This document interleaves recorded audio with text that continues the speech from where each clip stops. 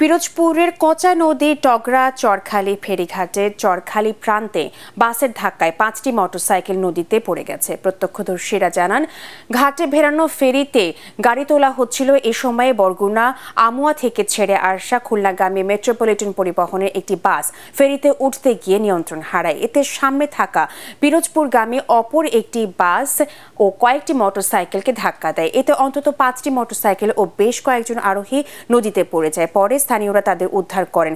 এছাড়াও ফেরির বাইরে ঝুলন্ত অবস্থায় আটকে যায় আরও একটি বাস। ঘটনাস্থলে উদ্ধার কাজ করেছে ফায়ার সার্ভিস, তবে এতে কোনো হতাহতের খবর পাওয়া যায়নি।